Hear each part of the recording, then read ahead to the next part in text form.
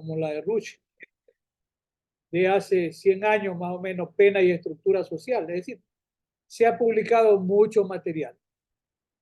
Y hace poco, en Experiencia Ecuatoriana, decía un exdirector del SNAI, que es el órgano que controla o debiera controlar el tema carcelario, y decía, es que el Estado no tiene control de las cárceles. Las cárceles, entonces, ¿por quién están controladas? Por los grupos delincuenciales que se han estructurado al interior de las cárceles. Y eso es una verdad.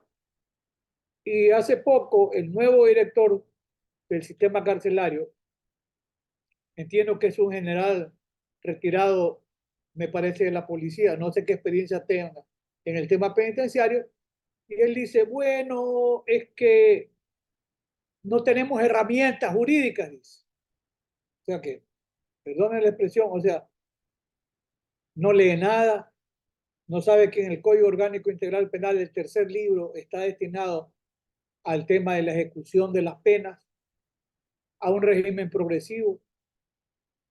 No ha leído, no ha revisado que en el año 2022, en febrero del año 2022, el informe de la Comisión Interamericana de Derechos Humanos, que hizo una visita in situ a la cárcel ecuatoriana. Me refiero a la cárcel como institución. Y puso en el informe grandes verdades. Uno es que la cárcel ecuatoriana está autogobernada. ¿Autogobernada por quién? Por los grupos delincuenciales, que no se quedaron dentro de la cárcel. Y ese es el tema que debe motivar la preocupación de académicos y de quienes tengan interés en mirar el fenómeno de la cárcel hoy. Y hoy tiene ya, sin duda, carta de residencia, una de las maestrías en las que yo participo en la Universidad de Guayaquil sobre política criminal, y me pidieron que dé una materia de un tema importante, derecho penitenciario. Pero es que no hay legislación, o capaz, no sé, el director, si alguien no sabe, busque asesores, porque existen las reglas Mandela de Naciones Unidas del año 2015, que vinieron a modernizar las reglas mínimas de Naciones Unidas del año 1955. O sea, hay 70 años y hay reglas. Y cuando uno comienza a revisar, porque están, si mal no recuerdo, en 122 reglas, las reglas Mandela eh, dan orientaciones o guías y le dicen, por ejemplo, dice que quienes trabajen en el sistema penitenciario tengan educación, formación profesional, etcétera, y que se trata de buscar la recuperación moral, espiritual y social basada en la salud y el deporte, dice la regla 4. Ustedes se ponen a revisar las reglas y dicen, pero ahí están las directrices, sí. Y si ustedes preguntan y yo les contesto afirmativamente, esas directrices de la regla Mandela, salvo alguna que no se entendió bien, porque en Ecuador, al igual que ha pasado en otras latitudes, y me refiero, por ejemplo, a la cárcel de El Salvador, las megacárceles son contrarias a las reglas de Naciones Unidas. La cárcel de El Salvador fue diseñada para 50.000 presos y hoy tiene ya 12.500. Y como decía una gran criminóloga venezolana, que yo quería también muchísimo, Rosa del Olmo, y como dice Paco Muñoz Conde de España, cuando creas nuevas cárceles, tienes que llenarlas, tienes que llenarlas.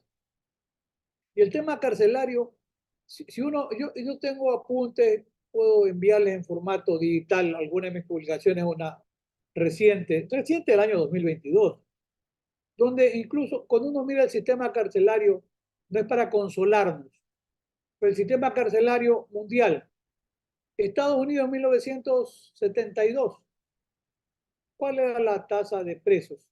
350.000. Y ha ido subiendo. Y hoy Estados Unidos tiene una tasa de presos de 2 millones, punto 5. Tiene una tasa de encarcelamiento tan alta como también la tiene Rusia. O sea, aquí, mira a la izquierda o mira a la derecha. Hay un proceso de prisonización enorme. Y alguien piensa, hay que privatizar las cárceles. Ya el presidente Biden, en uno de sus aciertos, dijo hace 2 años, en enero del año 2022, no más cárceles privadas, porque las cárceles privadas son un negocio, invierten, no es gratis, nadie hace nada gratis. Le dan trabajo a los reclusos, sí, probablemente sí. Cobran por todo el servicio, hasta los grilletes electrónicos y todo el sistema de seguridad. La empresa privada le cobra. Y se calculaba que una empresa privada en el año 2021 había ganado más de 200 millones de dólares dando servicio, entre comillas, al sistema carcelario. Entonces, el tema es complejo, pero en esa lectura correcta, no obstante la tasa de prisonización que tiene Estados Unidos, la tasa de violencia que tiene Estados Unidos no es la más alta del mundo. Cuando medimos indicadores, por ejemplo, de muertes violentas por 100.000 habitantes, Estados Unidos cierra con alrededor de 7 muertes violentas por 100.000 habitantes. No obstante, Estados Unidos tiene más o menos, no sé, más o menos 310 millones de habitantes. Puede ser algo más. Pero, ¿cuántas armas hay en Estados Unidos? Tiene la población, las que están registradas y las otras también. ¿Por qué? Cuando hay un control para el tema de las armas, pues, el dumping, el contrabando de las armas y el mercado negro está a la vista. Porque esto hay que tener ideas claras. La primera economía mundial del mundo, economía subterránea, es el tráfico de armas, que maneja alrededor de 800 mil millones de dólares por año.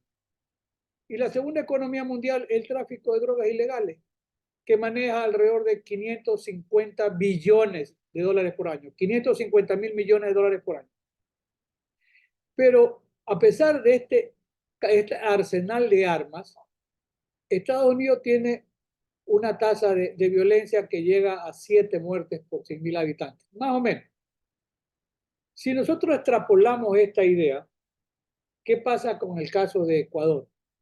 Ecuador cerró el año 2023 con una tasa de muertes violentas de casi 47 muertes violentas por 100.000 habitantes, en un país que tiene 17 millones de habitantes, con una economía dolarizada, con un salario vital. Yo antes hacía la broma y decía salario mínimo mortal. No tanto, porque el salario promedio está en 450 dólares mensuales y Colombia, nuestro vecino, tiene un promedio de 400 dólares mensuales. O sea, no es que es una cantidad de dinero con la que no se pueda vivir, no. Entonces, ¿qué ocurre? Si yo sitúo estándares de violencia, 1985-86, había alrededor de 6 muertes violentas por 100.000 habitantes. Para el 2005 había ya 18 muertes violentas por 100.000 habitantes. Y luego viene el gobierno del presidente Correa. Mire, no hay que echarle la culpa ni al presidente Correa ni a la Constitución de Montecristo. No, el tema tiene que tener una lectura mucho más seria, porque a rato se dice, es que salió la base aérea de Manta, y como se fue la base aérea norteamericana, entonces aumentó el nivel de violencia. Falso, porque hasta el 2017 la base aérea de Manta norteamericana se va en el 2000. Ahora tenemos un acuerdo de cooperación que se empieza a hacer efectivo esta semana. ¿Qué ocurre? Se va el 2009 la base aérea de Manta. Y el nivel de muertes violentas fue decreciendo. Al 2017 llegamos a 5.8 muertes violentas por 100.000 habitantes.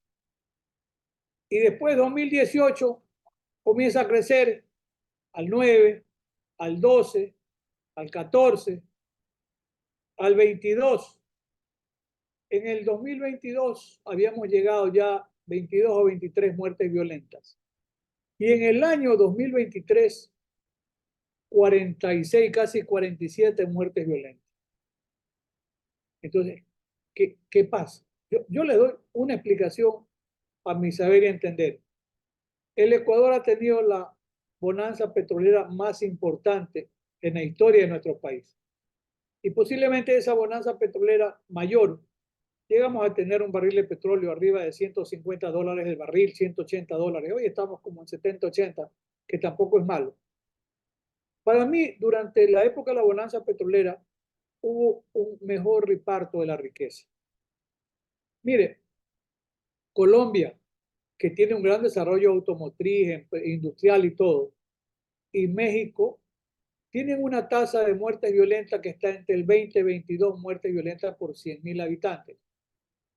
Cuando en un país y en los indicadores de un año no aumenta la tasa de muerte violenta, ya es bastante. Si disminuye, mejor.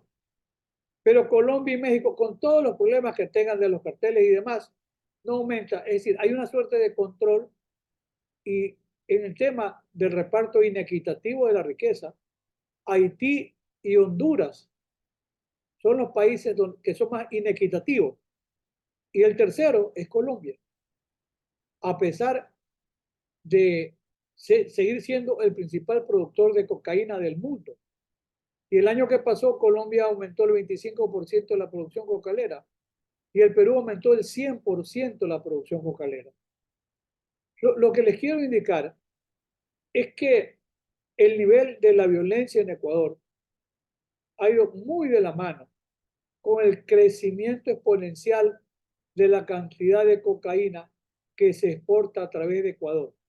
Porque en Colombia hay 7 bases militares, pero la droga viene ¿por dónde? Viene por la frontera de Colombia con Ecuador. Y las armas que alimentan la violencia vienen por la frontera de Perú con Ecuador. ¿Y qué pasa ahí? Simple y llanamente que no hay control.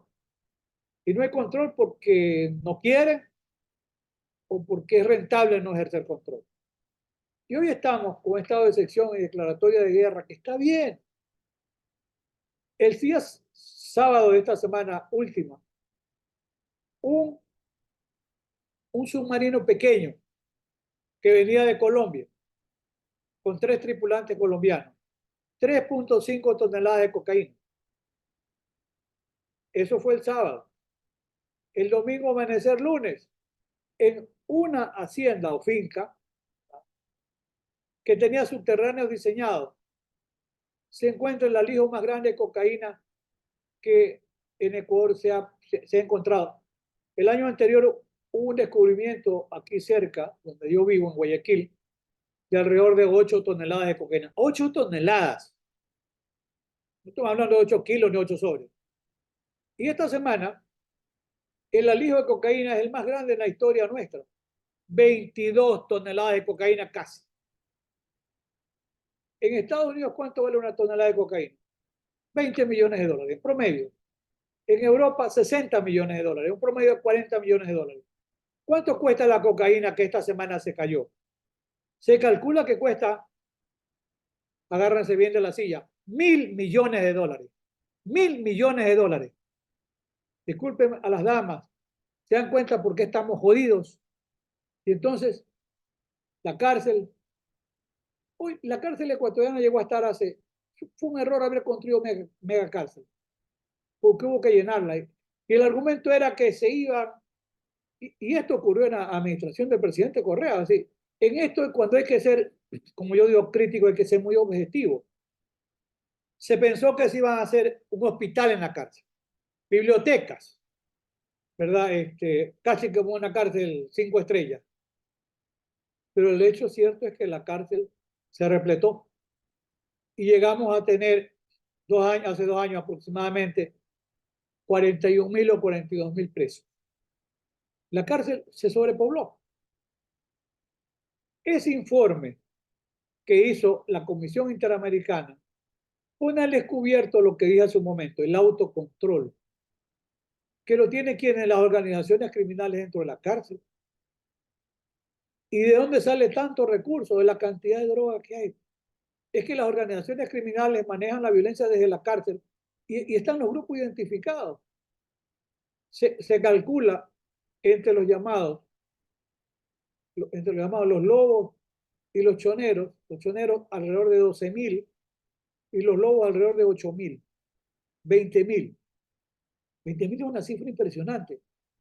Y hay quienes apuntan a que puede ser el doble. Y no hay control de armas de alto alcance, ametralladoras, AK-47, la mayor tecnología de armas se encuentra en Ecuador. Y la semana pasada, el día miércoles, fue asesinado un fiscal antimafia, César Suárez. A César Suárez lo regalaron. El argumento de la policía es que él había dicho, yo no necesito protección. Si a Falcone en Italia lo volaron en el carro en época de la mafia de los años 80. Y a Pesci, el fiscal paraguayo, también lo mató un comando en Cartagena. Los fiscales antimafia se vuelven objetivos importantes para la delincuencia organizada y se ha llegado a comprobar que desde la cárcel se organizan operativos para matar personas, porque la cárcel se autogobierna y estos grupos, la cárcel, ¿cómo están distribuidos el sistema carcelario ecuatoriano? Por eso al título que le pusieron los organizadores, yo no le puse, no existe un sistema penitenciario real en el Ecuador que lo maneje el Estado. Lo maneja la delincuencia organizada, el resto es cuento. Y ha demostrado casos de investigación reciente y con la idea del fiscal Suárez, la policía, porque tenemos un sistema de vigilancia 911 hasta con reconocimiento facial que llegó a ser uno de los más importantes de América Latina. ¿Ya? Y él estuvo trabajando el miércoles anterior allí. ¿En dónde? En una unidad de la policía. Y él sale y dice a la policía, él dijo que iba a hacer unas audiencias virtuales. Sí, señor, pero desde que sale de la unidad policial hasta llegar al sitio donde iba a hacer la audiencia virtual, él fue sin una escolta policial, sin un patrullero, sin una moto de la policía. Y lo agarraron a tiro, le pegaron 18 o 20 tiros con 2 fusiles automáticos. Y ahora se ha comprobado que una de las armas fue utilizada para matar en el 2023 a otro fiscal en una localidad cerca de Durán, un fiscal de apellido Palacio. Y es una arma que está registrada en Estados Unidos. En Estados Unidos la vendieron. Es un arma de asalto preparado, o sea, porque es que no hay control con el ingreso de armas. Y siguen ingresando las armas por la frontera, por los puertos, dentro de los carros, en parte, en motos de agua. Y un puerto gigante como el de Guayaquil, que maneja más de 3 millones de containers por año, mucho más. Es la puerta giratoria para el ingreso de las armas, como son las fronteras, y la puerta giratoria para la salida de la cocaína. Es que el tema de la cárcel ecuatoriana no puede ser mirado si no se miran los indicadores de estos temas relacionados con la criminalidad real. En los últimos años, en Ecuador, hay un promedio de 200 toneladas de cocaína por año, que son decomisadas, que son decomisadas. Yo doy la clase el año pasado virtual me parece que era para Tucumán o para otra universidad, o la del oeste en Buenos Aires. Y yo les decía, ustedes están preocupados, ¿verdad? 2023, porque en el año 2022, yo para dar la conferencia y como iba a hablar sobre narcocriminalidad, que fue lo que sugirieron, le dije, quiero indicadores. Y ustedes están preocupados porque en el año 2022 han aprendido 6 toneladas de cocaína. Nosotros aprendimos 200. Y ustedes tienen 45 millones de habitantes y nosotros tenemos apenas 17 o 18. ¿Ya? Entonces, la cárcel se fue alimentando con más personas y dentro de la cárcel están distribuidos incluso por pabellones. El uno de los tiguerones, el otro de los lobos, el otro de los choneros. Y dentro de la cárcel se organiza secuestro de personas, robo de vehículos. Hay todo tráfico de armas. Una persona que trabaja aquí en Ecuador, Nelsa Curvelo, que sabe muchísimo del tema de conciliar incluso bandas y pandillas juveniles. Es una institución, Nelsa, está un poco mayorcita ya. Y a Nelsa le pidieron que por favor ayude en el tema de la cárcel de Guayaquil. La cárcel de Guayaquil, yo los indicadores mundiales, a veces es considerada la cárcel más violenta del mundo. Del mundo. Hay alrededor de 14.000, ya no quieren decir ni cuántos presos. Hay una cárcel de máxima seguridad que se llama La Roca. ¿Ya? Es una fortaleza, pero La Roca estaba reparada, podía albergar alrededor de 150 personas, que no sé cuántos serán los líderes, pero 150 es un buen número. ¿Y qué pasó? La policía terminó volando el techo de La Roca. ¿Cuál fue el argumento?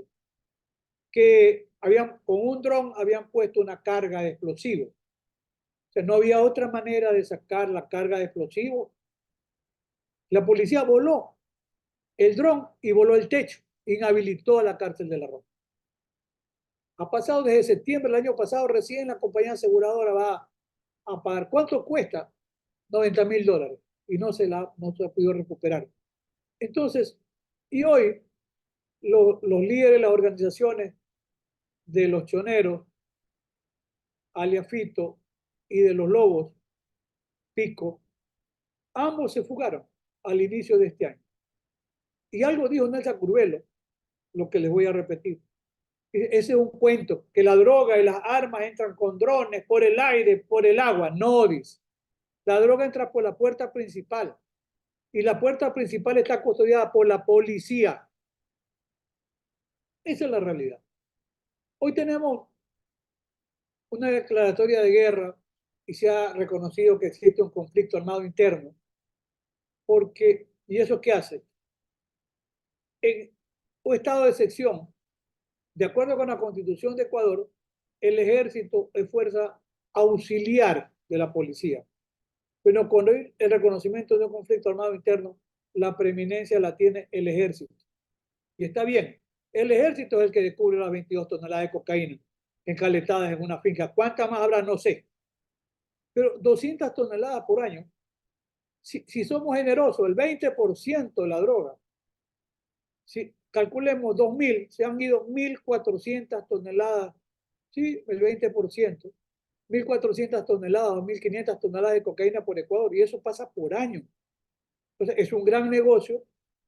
Dentro de la cárcel se extorsiona, se contrata sicarios. Asesinaron hace 2 o 3 años a un presentador de televisión, Ruales. Se llegó a determinar quiénes fueron los ejecutores materiales, organizados desde la cárcel, ¿no? Hasta ahí llegó la historia. Los autores intelectuales y por qué ordenaron que se mate a Ruales no se sabe. Y el candidato presidencial, asesinado en 2023, el 9 de agosto, Fernando Villavicencio, ¿dónde se hizo el contrato para asesinar a Villavicencio? Dentro de una cárcel de Quito. De ahí se reclutó personal que venía de Colombia, etcétera, pero la cárcel tiene un gran poder porque maneja muchos recursos. Miren, la extorsión, eso lo dice la Comisión Interamericana, está el informe, está publicado de febrero del 2022. La Comisión Interamericana le ha dicho al Estado ecuatoriano, el Estado ecuatoriano no maneja la cárcel, o sea, no es que no hay herramientas, las herramientas no se utilizan. Todo esto de atender a la salud, al deporte, qué sé yo, un mejor nivel de vida, asegurarle que cuando salga tenga posibilidades. No tiene posibilidades. ¿Por qué? Yo en esto hago la siguiente afirmación. No este gobierno, ni el anterior, el Estado ecuatoriano, que son algunos gobiernos. El Estado ecuatoriano se olvidó. ¿De qué? Se olvidó del sector social, del cual la delincuencia organizada recluta, sin duda, a los sicarios.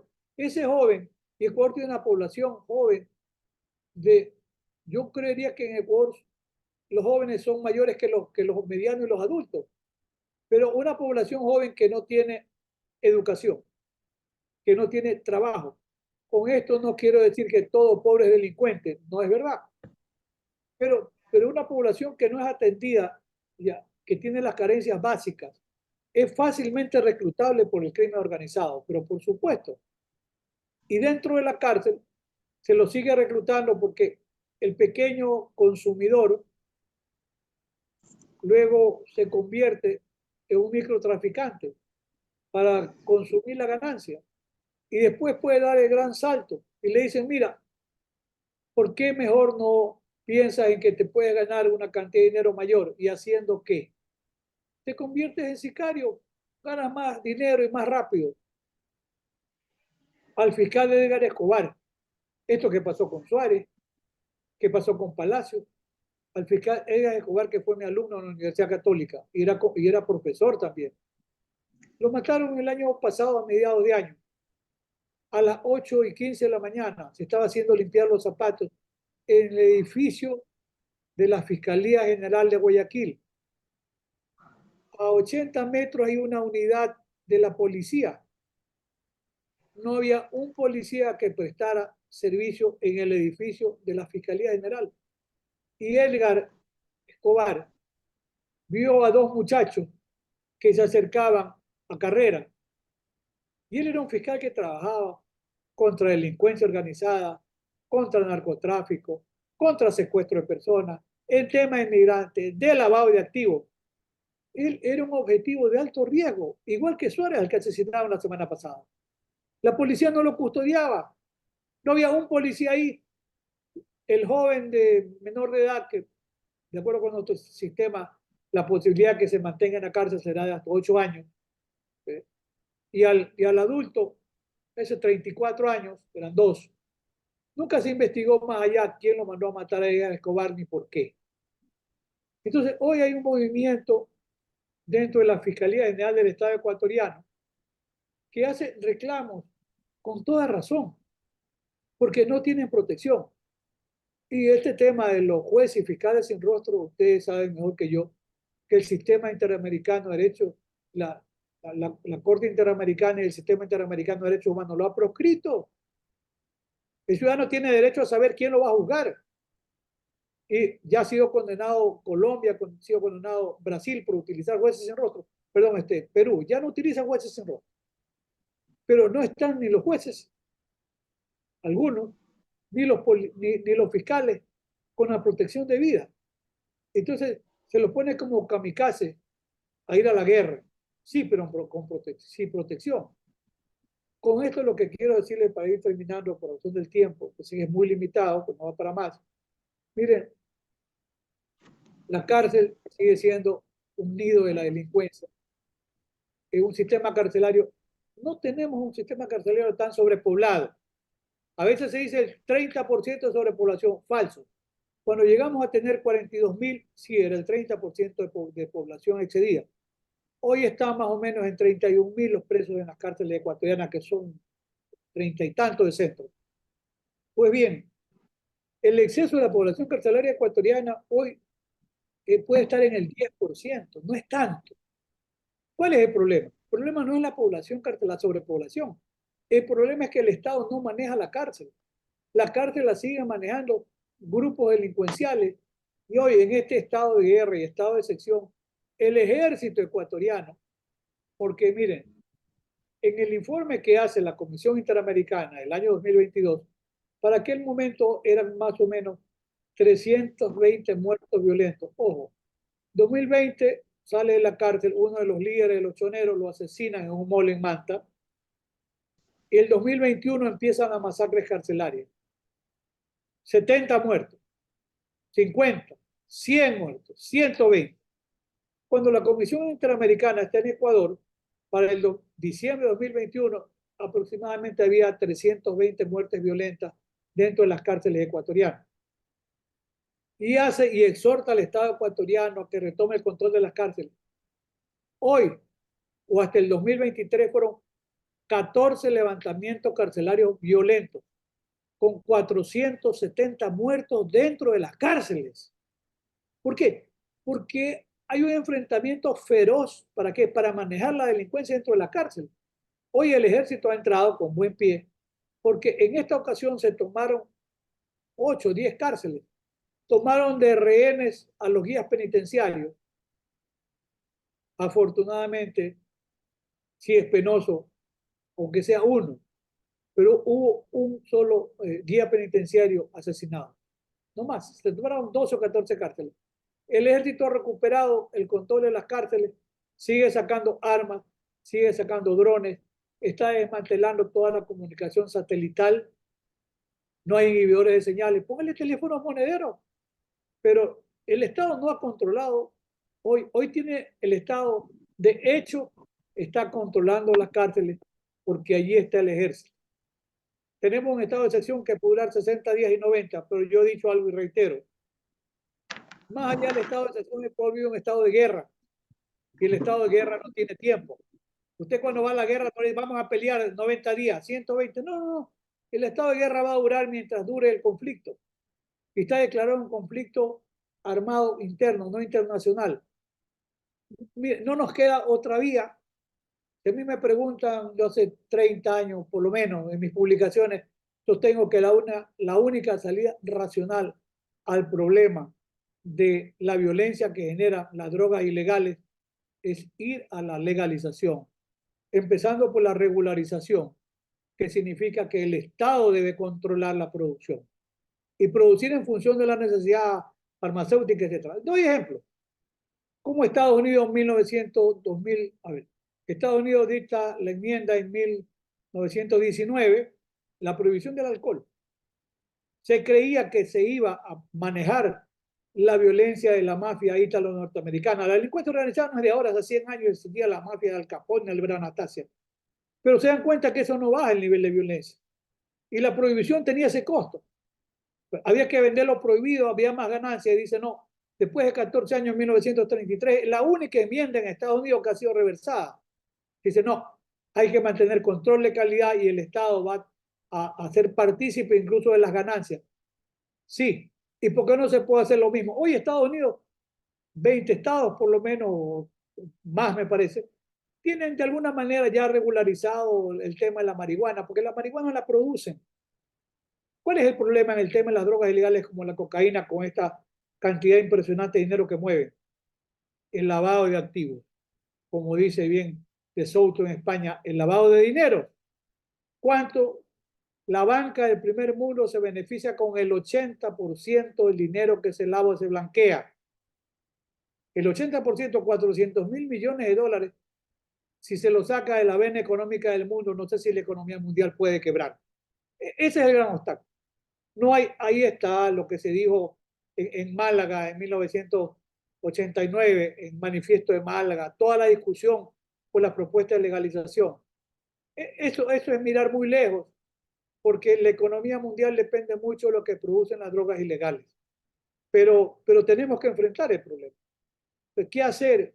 Ojalá que disminuya la cantidad de cocaína que llega a Ecuador, que busquen otros lugares, no es que le estamos echando la maldición al vecino, que la saquen por Venezuela, que la saquen por Brasil.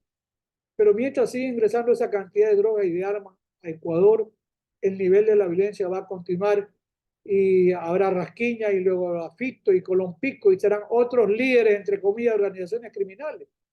Por eso es que el Estado tiene que admitir que es un fracaso en cualquier propuesta de rehabilitación penitenciaria. Simple y llanamente no existe rehabilitación penitenciaria en Ecuador. Es una gran mentira y quieren dictar una nueva ley. Si es bueno lo que hay ahí, aplique pues lo que hay. Y con eso concluyo, amigo Walter Ceballos. Muchísimas gracias por tu tiempo y el tiempo de todos ustedes. Muchísimas gracias a usted, estimado maestro doctor Alfonso Zambrano Pasquel, por más bien usted darnos su valioso tiempo, sus conocimientos y su vasta experiencia. En realidad, el tema que usted ha desarrollado no podía ser mejor tema para poder iniciar este foro internacional, ¿no? Nos referimos al sistema de rehabilitación social en Ecuador, dando usted una clara pincelada de la situación actual, no solamente de Ecuador, sino también en todos los demás países. Podemos hablar pues de los países cercanos, como usted los ha mencionado, Perú, Colombia, Venezuela, Bolivia, que también sufrimos el desgobierno, la falta de autoridad del Estado dentro de la política penitenciaria, ¿no? De las cárceles. Así que importante esta aclaración que usted ha hecho y también estos conceptos que ha vertido que dan un marco inicial importante a este foro y justamente por ello nosotros en gratitud a esta participación pues le reconocemos, estimado maestro, esta gran trayectoria que usted tiene, uno de los juristas más reconocidos en su país y nos felicitamos también por haberlo seleccionado para dar inicio, como se dice futbolísticamente, el play de honor a estas jornadas que van a ser 4 jornadas y que la iniciamos brillantemente con su participación. Muchísimas gracias, estimado doctor Alfonso Zambrano Pasquel, en nombre del Instituto de Relaciones Internacionales de la Universidad de La Plata, Argentina, en nombre de la Universidad Nacional UNED de Santo Domingo, República Dominicana, en nombre del Instituto Escuela Ateneo, en nombre del Instituto Escuela, Instituto Nacional Argentino de Capacitación, Conciliación y Arbitraje, IANCA, además también de Legales Instituto, Escuela de Capacitación Superior del Perú. Muchísimas gracias, esperamos tenerlos en una próxima oportunidad. Muy buenas tardes. Sí, muchísimas gracias nuevamente. Muy bien, con esta brillante exposición que hemos presentado y hemos dado apertura a este foro internacional. Antes de presentar al segundo participante, le damos la bienvenida a todos nuestros amigos, destacados magistrados también de toda América. Saludamos la presencia de jueces de Guatemala, amigos de Argentina, nuestra maestra Palumbo, la doctora Marisela Palumbo de Argentina, la doctora también Susana Monti de la Universidad de Buenos Aires, de la UBA. Asimismo, también nuestros amigos de España, la Universidad de Andalucía y Sevilla, que están haciendo el esfuerzo porque ustedes saben que diametralmente tenemos un horario diferente. Ellos están ya prácticamente entrando al nuevo día y sin embargo nos alegra, nos complace sobremanera que hagan este esfuerzo y que vale la pena escuchar a estos grandes maestros que se están presentando el día de hoy y seguirán presentándose hasta el día 30.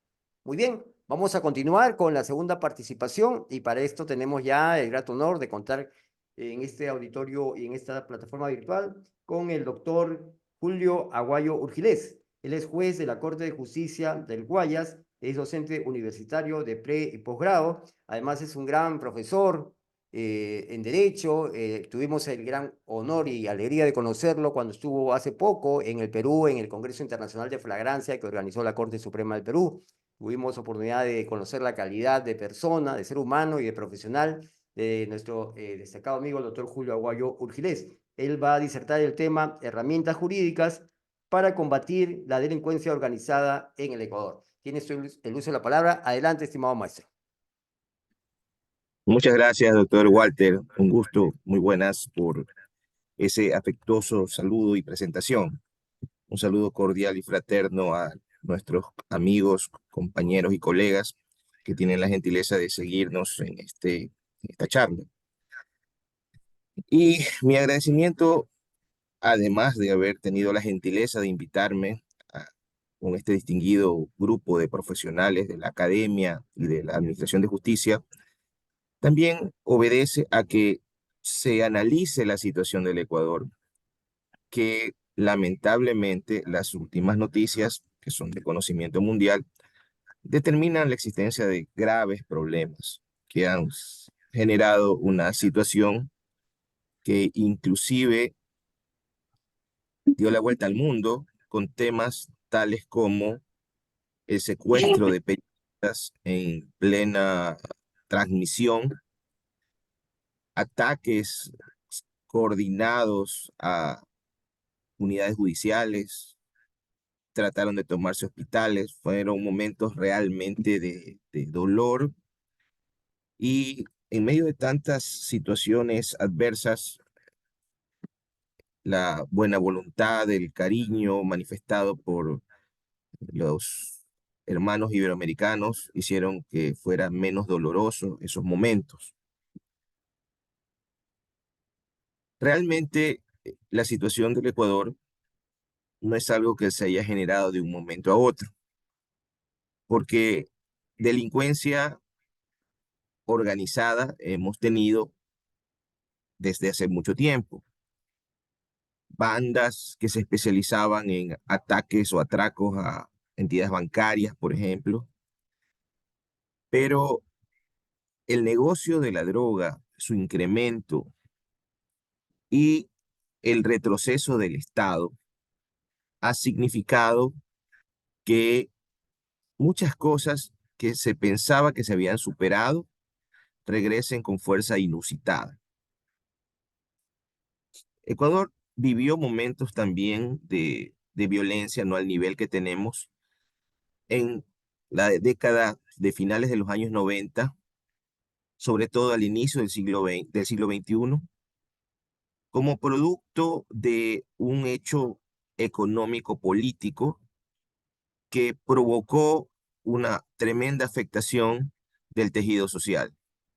Me refiero específicamente a lo que conocemos en Ecuador como el denominado feriado bancario, que significó que miles de personas vieran su dinero congelado, la necesidad que tuvo el gobierno de aquella época de utilizar como herramienta de última ratio la dolarización que pulverizó los recursos que teníamos en aquel momento. estableciendo un cambio de 25.000 sucres por dólar. Y eso se tradujo en quiebra de negocios, se tradujo en pobreza. ¿Y cuál fue la reacción de la sociedad para tratar de superar esta situación? La migración. Se generó un movimiento migratorio enorme dirigido sobre todo a Estados Unidos y a Europa. Y esa salida masiva de cientos de miles de ecuatorianos generó que las familias, como estaban concebidas de manera tradicional, simple y sencillamente se evaporaran.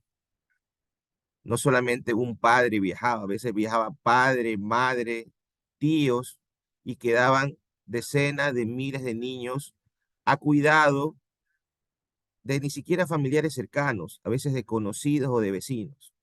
Y ese fue el germen del surgimiento de las pandillas urbanas, que en su momento eran generadores de los principales actos de violencia.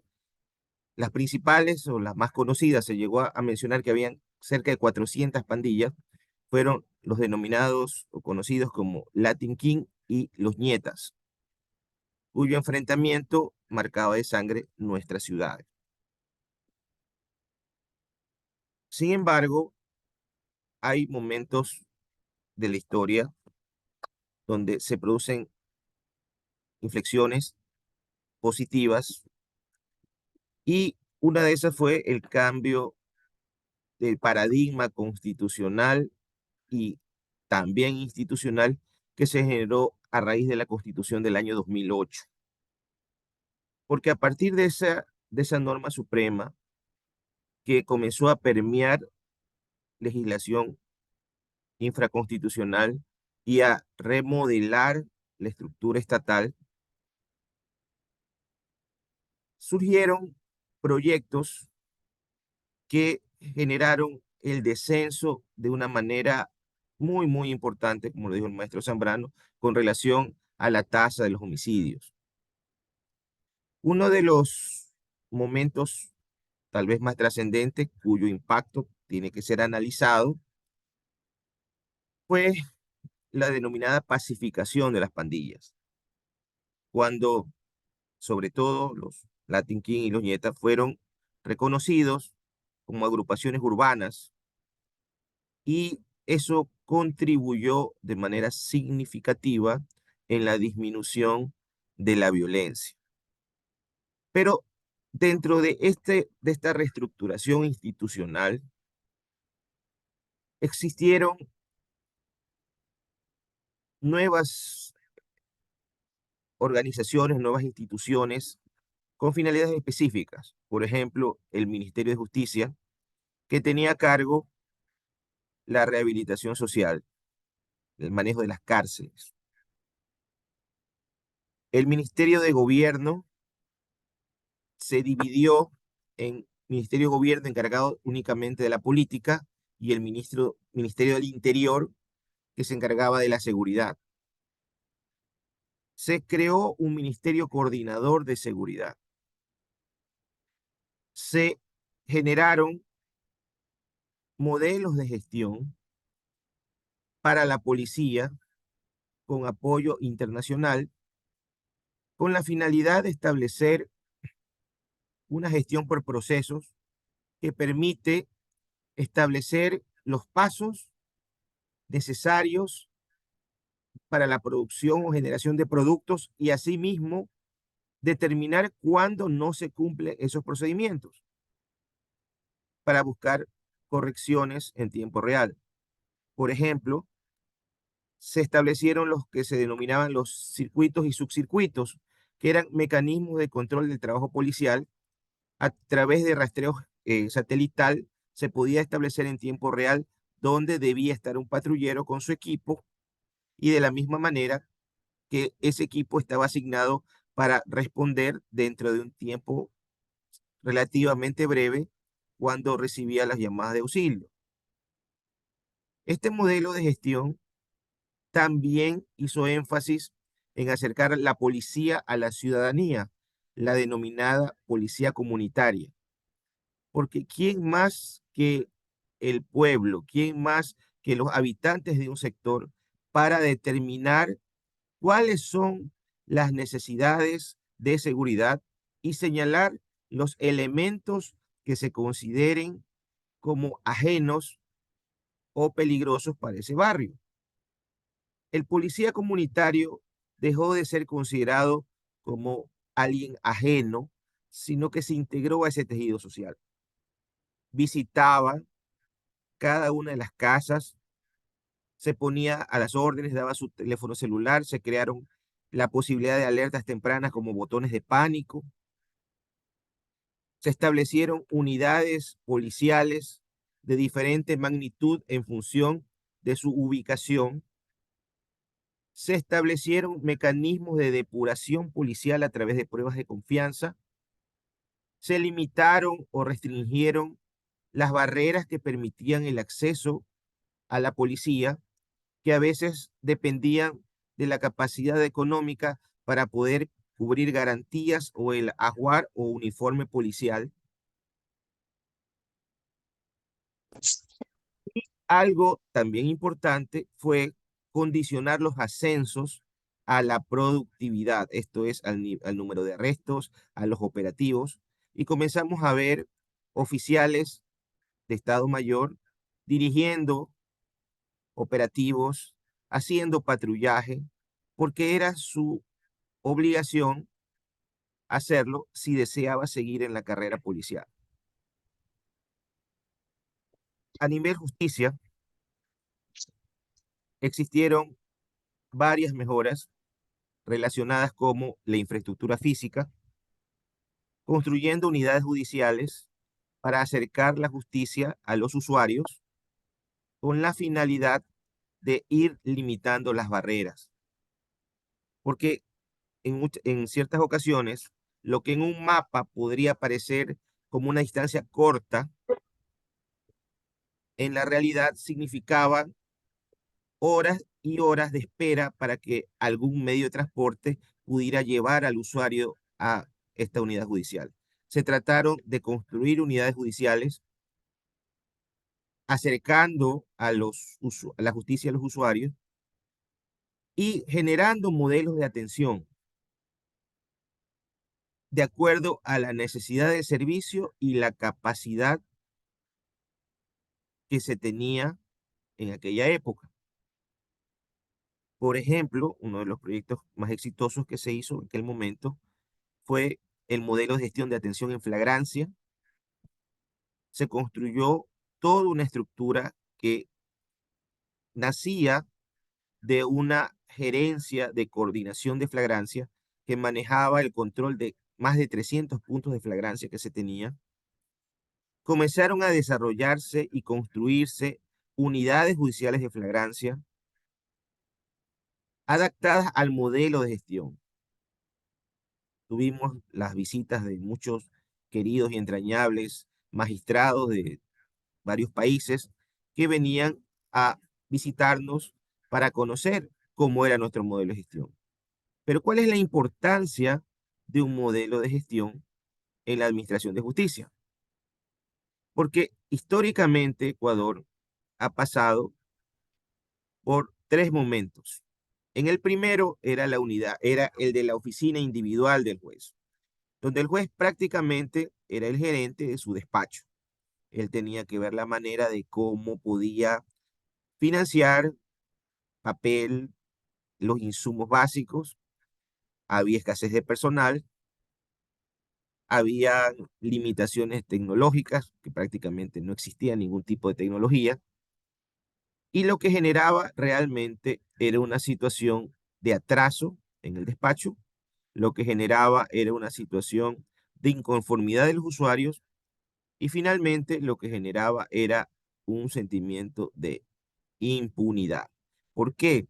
Porque los procesos lentos significaban que no existían resoluciones, significaba que si se había dictado una medida cautelar de prisión preventiva, esta caducaba por su excesiva duración y como, salvo los delitos de corrupción pública, como cohecho, peculado, enriquecimiento ilícito y concusión, no se podía juzgar en ausencia de los otros delitos. Por lo tanto, si la persona no se encontraba vinculada al proceso, lo más probable era que ese proceso iba a concluir en impunidad. Con las unidades judiciales, las miles de caducidades de prisión preventiva disminuyeron a niveles de prácticamente no existir. Los tiempos de juzgamiento en flagrancia de 24 horas, que es lo máximo que había en aquella época, comenzaron a ser suficientes para procesar, porque en el modelo de gestión de flagrancia se trató de unificar todos los que integraban el sistema: jueces, fiscales, defensores públicos, peritos, cámara de Gesell, salas de videoconferencia, en un solo edificio para evitar la revictimización, incluyendo entradas diferenciadas para que no existiera en un mismo lugar la víctima, no se cruzara con el victimario, no se cruzara con los familiares, lo que podría generar algún tipo de amenaza o intimidación. Hablamos de un primer momento, el de la oficina individual del juzgador. Luego pasamos a otro modelo, el modelo de juzgados corporativos. Se buscaba unificar juzgados de acuerdo a una materia para compartir recursos, es decir, funcionarios que hacían actividades para los juzgados que estaban en ese grupo. Ese modelo también en Ecuador no funcionó. Generaba que al final no se podía establecer quiénes realmente eran los responsables de haber recibido o no el escrito, de dónde se encontraba el proceso, etcétera, etcétera. Y luego pasamos al último modelo, el modelo de unidad judicial. En este modelo, el juez es alguien que se dedica exclusivamente a ser juez, y todo lo que significa la parte administrativa corre a cargo de un funcionario administrativo conocido como coordinador. De tal suerte que a través del coordinador se deben gestionar los requerimientos de material, de personal, de asistencia tecnológica, etcétera, etcétera.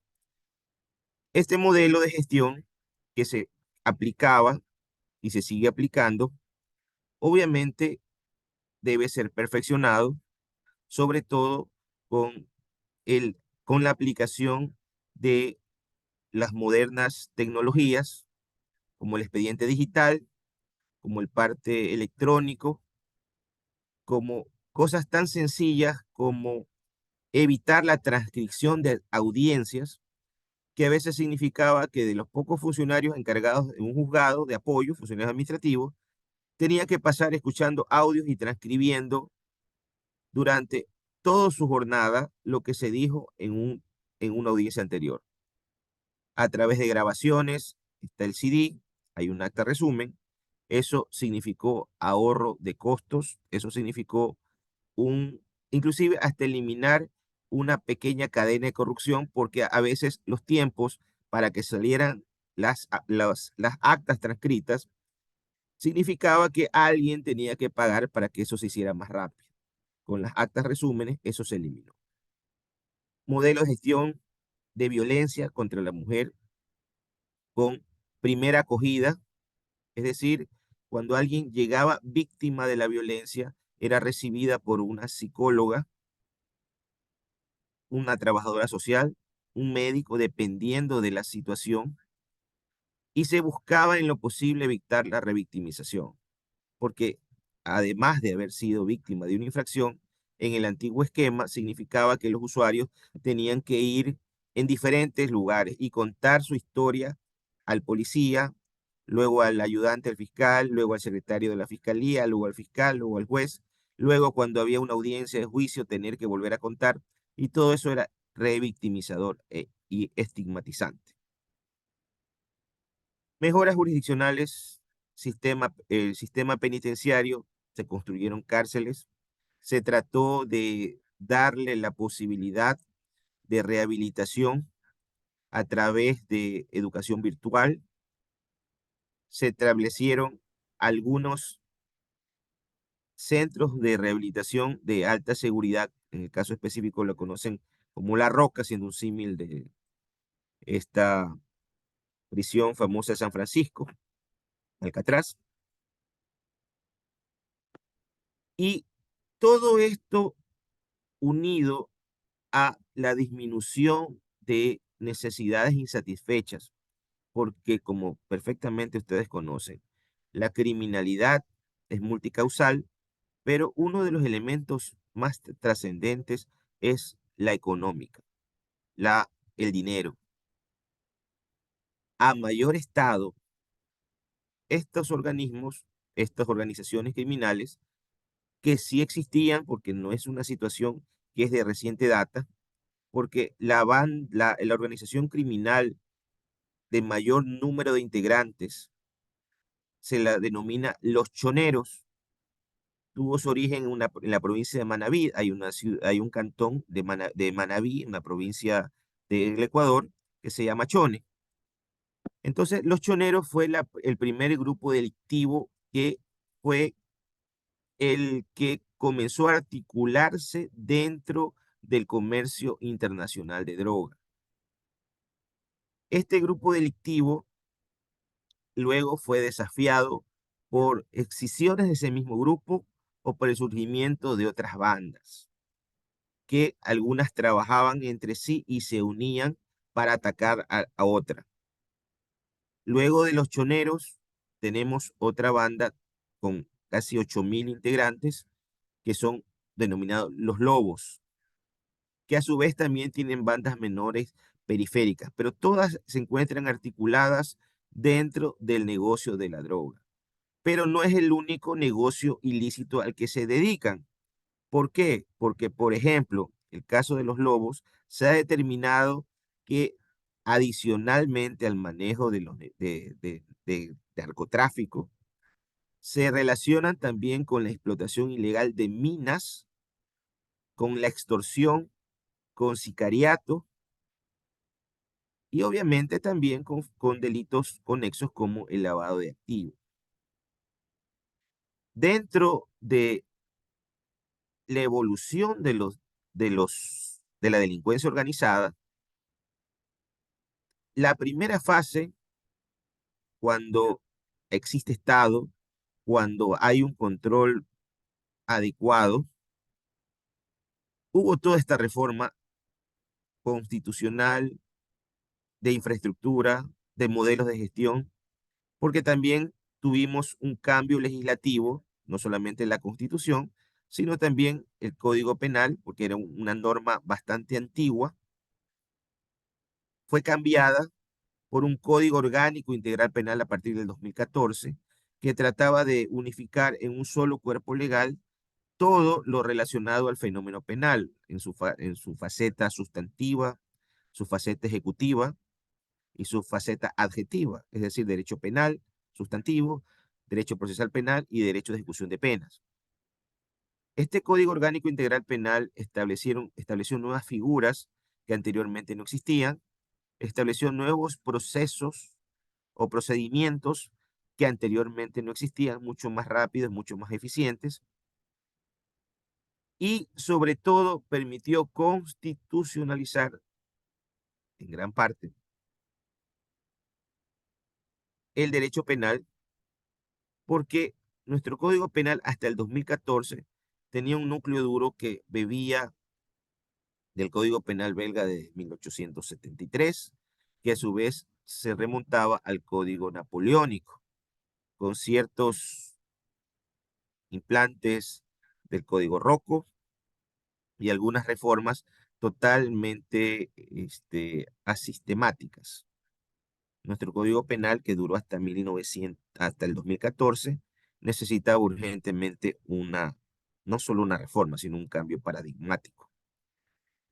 Nuestra justicia procesal tenía un código relativamente reciente, del año 2000, que había tenido 14 reformas, que sin embargo trató como algo positivo de instaurar el sistema de oralidad para que los procesos sean más rápidos.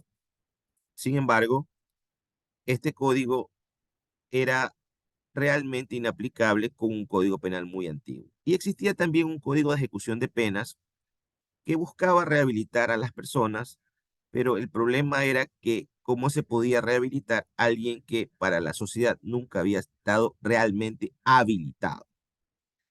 Reformas legales, reformas institucionales, disminución de necesidades básicas insatisfechas, disminución de la pobreza en general.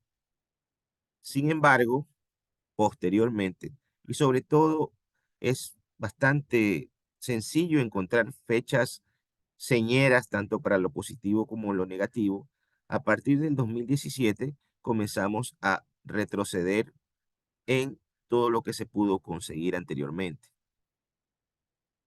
lo que no obedece única y exclusivamente a decisiones políticas erradas o no, sino a cambios a nivel macroeconómicos, cambios en el negocio de la droga, el surgimiento de nuevos mercados, la disminución de los mercados tradicionales, la aparición de nuevos tipos de drogas, y eso generó a su vez que se tenga que reorganizar la delincuencia organizada, valga la redundancia.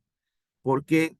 Porque como había ido creciendo, tomando aquellas personas, sobre todo excluidas, porque no, como dijo el maestro Zambrano, no todo pobre tiene que ser delincuente, pero vamos a encontrar que la pobreza, la ausencia de oportunidades es un caldo de cultivo perfecto para el surgimiento de organizaciones criminales. De hecho, el día de ayer, en una noticia bastante conmocionante, encontramos que en un barrio de Guayaquil conocido como Nueva Prosperina, que es considerada ese barrio como uno de los lugares más peligrosos, no del Ecuador, no de Latinoamérica, sino del mundo, encontraron un sistema dirigido por un grupo delictivo donde controlaban 5.000 casas en las cuales reclutaban y hacían vivir a niños de 12 años, a quienes les cobraban por la vivienda y la subsistencia mediante su empleo en el sicariato, es decir, en matar por dinero. También se ha escuchado sobre la existencia de academias de sicariatos donde se recogen desde temprana edad, aprovechándose también de la normativa que establece tratamiento diferenciado para las personas que no han cumplido la mayoría de edad, esto es niños, niñas y adolescentes, que tienen un sistema diferenciado en cuanto al proceso y a las sanciones que se denominan medidas socioeducativas. Hemos visto en Ecuador que se desafió al Estado de Derecho con atentados de naturaleza terrorista, con colocación de explosivos, con atentados coordinados para generar caos, lo que provocó la reacción estatal y actualmente nos encontramos en un estado de emergencia con el plus de la intervención militar que está generando descenso de la actividad delictiva porque obviamente están militarizadas, militarizados muchos sectores. Se están tomando decisiones que debían haberse tomado anteriormente, tratando de recuperar el control de los centros de rehabilitación. Cuando surgieron las masacres con situaciones realmente abominables, con videos que circularon por las redes sociales, de desmembraciones, de situaciones terribles,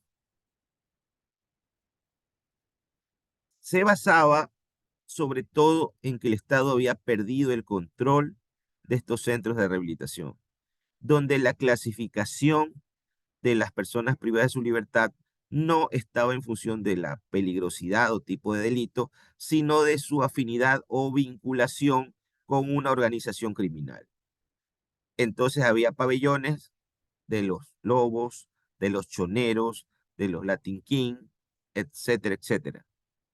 De hecho, cuando se dictó el decreto donde se militarizó la reacción estatal, aparecieron nombres de grupos criminales realmente desconocidos, porque más o menos se tenía conocimiento de grupos como los choneros, chone killers, lagartos, tiguerones, las águilas, fatales, pero aparecieron grupos que, que prácticamente eran desconocidos por las personas. Algunos con nombres hasta chistosos, como el Cuartel de las Feas, que está tomado obviamente de una novela colombiana, los gángsters, etcétera, etcétera. Entonces, estos grupos criminales han crecido frente al debilitamiento estatal. ¿Cómo solucionar esto? Ya el gobierno actual, el presidente Noboa, ha tomado la iniciativa de reaccionar a través del despliegue militar, haciendo operaciones dirigidas a la captura de blancos es- específicos de alto nivel, como se denomina, porque son considerados grupos terroristas. Se ha logrado, luego de un operativo muy tenso, pero finalmente podríamos llamar exitoso, pues se recuperó una cárcel donde estaban centros de rehabilitación, donde habían decenas de guías penitenciarios que son los agentes de autoridad dentro de estos centros, con una baja, la muerte de un guía lamentablemente en la ciudad de Machala, si mal no recuerdo. Se ha cortado el internet, se ha cortado la televisión satelital que recibían las personas privadas de su libertad. Porque no solamente el negocio de la droga es el que lo financia, sino que también se ha incrementado de una manera exponencial las extorsiones, que la mayoría salen de las mismas penitenciarías, porque al no existir inhibición del teléfono celular ni de la capacidad de Internet, se recibían llamadas amenazantes y ha surgido un delito que anteriormente no teníamos conocimiento, que lo denominan las vacunas. Muchos de estos grupos delictivos se financian con este tipo de extorsión denominada vacuna. Contactan con personas que no necesariamente pudientes, porque han tomado contacto con escuelas fiscales, con barrios urbanos marginales, donde en función de la actividad a que se dedican las personas, su casa, tienen que pagar protección. ¿Protección de quién? De ellos mismos. ¿Y qué pasa si no se paga la protección? Amenazas, puede seguir creciendo a disparos, explosiones, e inclusive asesinatos. Y estas vacunas, por su cantidad y generalización, supera con creces las capacidades de la Policía Especializada de Extorsiones. La unidad la UNACE, la Unidad Antisecuestro y Extorsión, que es una policía de élite, una de las mejores unidades de la policía ecuatoriana. Sin embargo, se ve superada por los miles de casos que se producen. ¿Y por qué se ha incrementado este delito de vacunas o surgió y se está asentando? Básicamente, según algunos analistas, por el cambio del negocio de la droga en cuanto a los mercados y la necesidad de cubrir los gastos que genera mantener, en el caso, por ejemplo, los lobos, a 8.000 personas. Se calcula que hay más o menos 60.000 personas integrantes de estos grupos delictivos organizados. 60.000 de un país de 17 millones. La cantidad de droga que se ha decomisado es exponencial. Los mapas de los muertos relacionados con el negocio de droga, con la facilidad de el ingreso de armas de fuego ilegales, pese a que existe una interdicción del uso de las armas en el Ecuador. Es decir, Se encuentra prohibida salvo circunstancias especiales como permisos para determinadas actividades.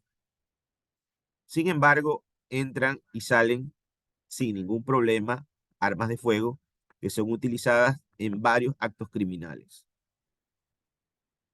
¿Qué hacer frente a esta situación? Ha habido una postura que dice que quien ha cometido un delito ha perdido sus derechos. Esa situación de un extremo punitivismo penal que mucha gente lo recibe de manera efusiva porque se siente atacada y el miedo es el peor de los consejeros, nos hacen olvidar que es importante que hasta el más grande, o no grande porque no son grandes, sino el más peligroso de los delincuentes, reciba un juicio y la sentencia sea acorde con la gravedad de la infracción. Y eso no significa bajo ninguna circunstancia impunidad, porque el Estado debe diferenciarse en cuanto a su reacción de las personas a quien está investigando o sancionando. ¿Qué hacer? Soluciones sencillas o mágicas no existen. El terreno que ha ganado la delincuencia organizada lo va a tratar de mantener a sangre y fuego. Sin embargo, se están dando los pasos. La decisión que tomó el gobierno ecuatoriano, la cual tampoco significa que se pueda prolongar eternamente en el tiempo y en el espacio, porque no tenemos la capacidad económica para sostener ese esfuerzo militar por muchos meses. En segundo lugar, es importante que el Estado intervenga dando oportunidades que los ciudadanos, carenciados sobre todo, puedan verificar que el Estado no es su enemigo, sino a través de programas sociales, educativos, se generen situaciones de oportunidad. Existe, Ecuador, tienes jueces, unidades judiciales de delincuencia organizada, especializada en el combate a este tipo de infracciones. Se puede de pronto ajustar su modelo con la finalidad de evitar el riesgo de la integridad física de los operadores de justicia. Hemos visto la lamentable muerte de fiscales, a quienes tuve el gusto de conocer. El caso del fiscal César Suárez fue ayudante judicial cuando yo era fiscal, lo conocí de 22 años y pude ver todo su deseo de crecimiento personal y profesional, que lamentablemente se vio truncado al ser cobardemente asesinado, dejando 4 niños en la calle, en la orfandad, perdón, en la orfandad, pues está con su familia. El fiscal Edgar Escobar, también compañero fiscal, amigo, ejecutado al pie de la matriz de la Fiscalía de Guayas, que son tomadas para amedrentar, para asustar, pero conozco a muchos fiscales y muchos jueces que están comprometidos con honrar su trabajo, arriesgarse a la incomprensión a veces de los usuarios y poniendo en riesgo su vida. Cambios normativos podrían analizarse, pero hay que tomar en cuenta que el aumento de la punibilidad no necesariamente genera mágicamente la disminución de delitos. Se tiene que analizar buenas prácticas que ya se han hecho, mejorarlas, pedir asistencia internacional como ya se lo ha hecho. Países han ofrecido como Estados Unidos, ya se ha firmado un convenio, Brasil ha ofrecido también su apoyo, entre otros países, porque la delincuencia organizada no es un tema local, no es un tema solo de Ecuador, porque Ecuador está sufriendo la crisis producto del negocio internacional de la droga. Estos grupos delictivos se convierten en los custodios, los intermediarios para el traslado de una frontera a los espacios marítimos, de donde se distribuyen a Estados Unidos, aunque ha disminuido el envío, sobre todo a Europa, donde hay mayor ganancia. Se está descubriendo gran cantidad de droga, España y Portugal. Se tiene que volver al control de los centros de rehabilitación, como ya se está haciendo, mantenerlo. Muchas veces se decía, no importa que haya masacres en la penitenciaría, porque allí solamente hay delincuentes y es mejor que se maten entre ellos. Pero no se dan cuenta que la violencia de los centros de rehabilitación permea la sociedad y termina contaminándolo todo. Porque muchas de las personas que morían en esas masacres penitenciarias, algunos estaban detenidos por delitos menores, inclusive hasta por temas de alimentos. Hago votos para que mi país logre superar estos problemas. Tengo la confianza en las autoridades, tengo la confianza en la capacidad del ecuatoriano de solucionar sus adversidades y recordando siempre que la noche se pone más oscura antes del alba y la luz volverá nuevamente. Muchas gracias con todos y todas. Gracias por la invitación. Gracias por la paciencia de haberme escuchado. Muy buenas noches. Hasta volvernos a encontrar.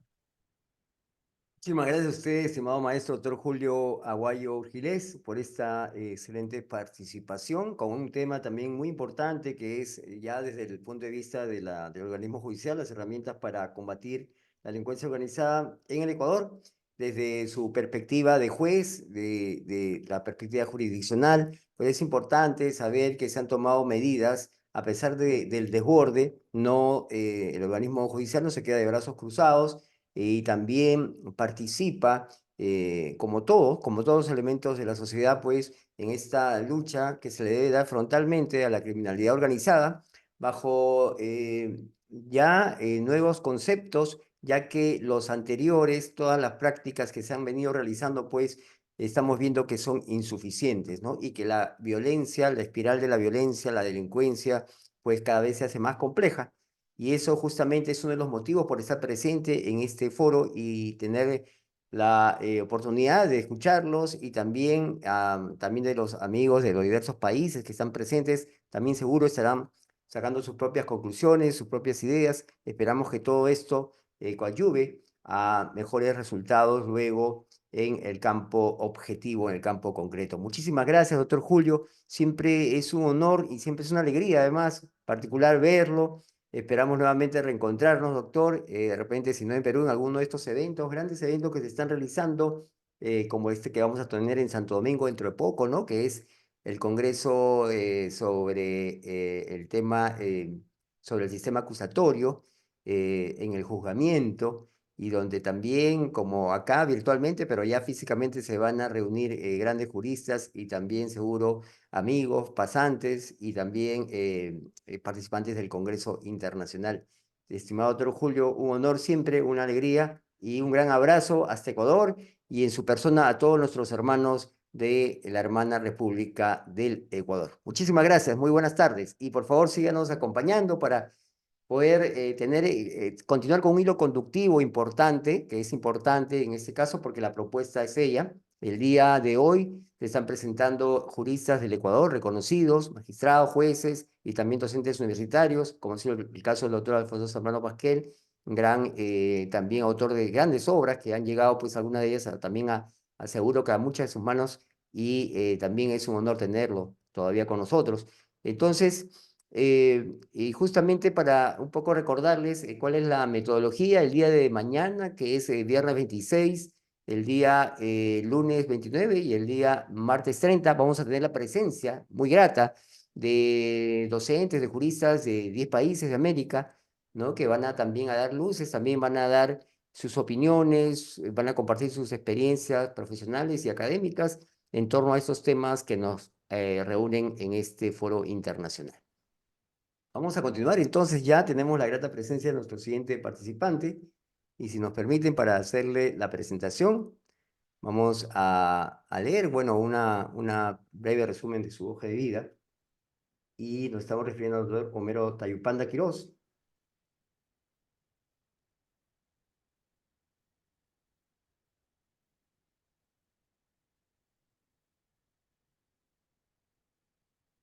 El doctor Homero Tayupanda Quirós es magíster en Derecho Constitucional y magíster en Derecho Empresarial, ambas por las Universidades de Especialidades del Espíritu Santo, la UES. Es además juez de garantías penales y constitucionales. El doctor Homero Tayupanda Quirós nos va a hablar sobre el tema de las empresas y crimen organizado, ¿no? Como lavado de dinero a través de personas jurídicas. Bienvenido, estimado doctor Homero Tayupanda Quirós. Tiene usted el uso de la palabra. Muy buenas tardes. Adelante, por favor. Querido doctor Walter, muy buenas tardes. Estimado doctor Zambrano Pasquel, doctor Julio Aguayo, un abrazo a mis maestros, estimados colegas de los diferentes países hermanos. Gracias por acompañarnos y darnos esta oportunidad de compartir nuestras experiencias, nuestra realidad jurídica con ustedes. Bien, el día de hoy vamos un poco a analizar en relación a cómo las empresas o las personas jurídicas en Ecuador también han servido, alguna de ellas, como herramientas para el crimen organizado.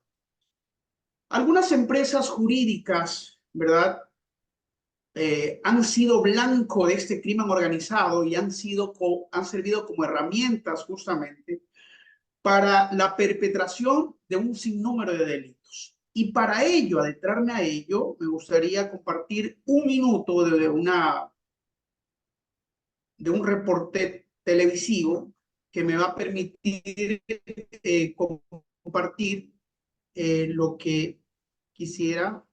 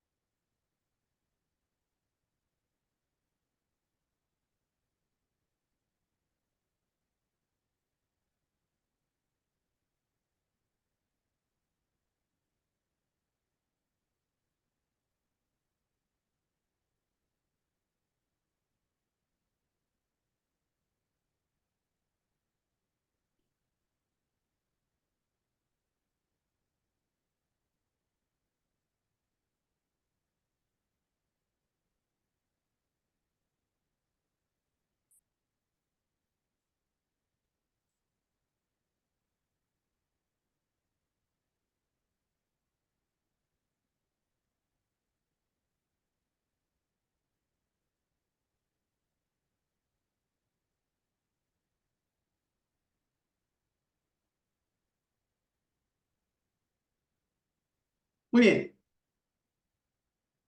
Antes del año 2014, en Ecuador era impensable, y así lo señalaba la Corte Constitucional, era impensable atribuir la responsabilidad penal a las empresas. Me refiero a las personas jurídicas técnicamente hablando. Pero justamente tanto por los convenios internacionales, ¿verdad?, convenio contra la lucha contra la corrupción, convención del OECD, y nuestra realidad jurídica han permitido que en el año 2014 existe una reforma en el que se incluye lo que se conoce como societas delinquere potest. Las sociedades son capaces de ser caldo de cultivo para la comisión del crimen.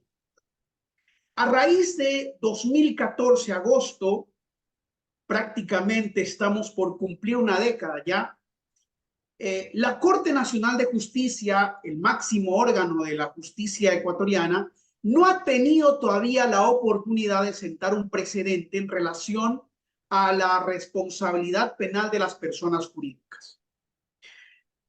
En el estudio y en la investigación que he realizado, en Ecuador se han procesado aproximadamente una centena de personas jurídicas por diversos delitos, pero en su gran mayoría por lavados de activos. Lavados de activos.